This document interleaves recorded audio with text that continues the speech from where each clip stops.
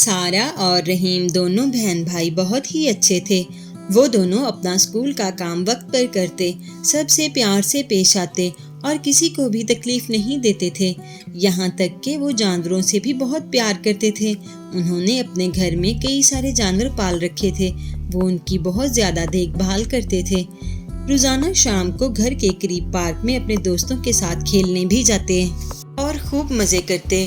انہیں لڑائی جھگڑا کرنا اور دنگا فساد کرنا بالکل پسند نہیں تھا۔ ایک دن وہ دونوں کھیل کود کر گھر واپس آ رہے تھے کہ راستے میں انہوں نے دیکھا کہ ایک شرارتی لڑکا ایک بوڑھے آدمی کو تنگ کر رہا ہے۔ وہ بار بار بوڑھے آدمی کی چھڑی میں ٹانگ مارتا اور بھاگ جاتا، جس سے بوڑھے آدمی بڑی مشکل سے خود کو گرنے سے بچاتا۔ ان دونوں نے جو اس لڑکے کو ایسے کرتا دیکھا تو اسے روکنے کے لیے آگے بڑھے۔ اس لڑکے کو پکڑنے کے لیے آگے بڑھا اور اس نے پوری طاقت سے رحیم کو پلٹ کر دھکا دے دیا۔ رحیم جو کہ اس حملے کے لیے تیار نہیں تھا، لڑکھڑا کر گر گیا۔ جیسے ہی رحیم گرا وہ لڑکا تیزی سے بھاگ گیا۔ سارہ نے رحیم کا ہاتھ پکڑ کر اٹھایا۔ وہ دونوں بوڑھے آدمی کی طرف بڑھے اور اسے سہارا دے کر دونوں نے اسے گھر تک پہنچا دیا۔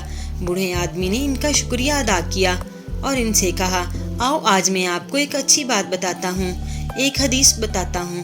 کیا آپ جانتے ہیں، حضرت انس رضی اللہ تعالیٰ عنہ سے روایت ہے کہ ہمارے پیارے نبی حضرت محمد صلی اللہ علیہ وسلم نے فرمایا، جو آدمی ہمارے چھوٹوں پر شفقت نہ کرے اور ہمارے بڑوں کا احترام نہ کرے وہ ہم میں سے نہیں۔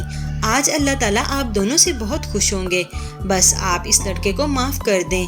سارہ کہتی ہے، بابا جی ہم نے اسے معاف کر دیا۔ رحیم بھی اس کا ساتھ دیتا ہے، میں نے بھی اسے معاف کر دیا۔ کچھ دن کے بعد ایسا ہوا کہ سارہ اور رحیم کھیلنے کے لیے پارک جا رہے تھے۔ وہ دونوں آج کافی لیٹ ہو گئے تھے کیونکہ اسکول کا کام زیادہ تھا اور انہیں وہ کام ختم کر کے ہی کھیلنے جانا تھا۔ وہ دونوں تیزی سے آگے بڑھ رہے تھے کہ وہی لڑکا جلدی سے بھاگتا ہوا ایک گلی سے نمودار ہوا۔ اس کی سانس پھولی ہوئی تھی اور وہ بس گرنے ہی والا تھا۔ رحیم نے جلدی سے آگے بڑھ کر اسے تھام لیا اور گرنے سے بچایا۔ اتنے میں ایک کتا برق رفتاری سے بھاگتا ہوا آتا دکھائی دیا۔ سارہ سمجھ گئی کہ یہ کتے سے بچنے کے لیے بھاگا آ رہا تھا۔ سارہ کے ہاتھ میں ایک پتھر آ گیا جو اس نے کتے کی طرف پھینکا۔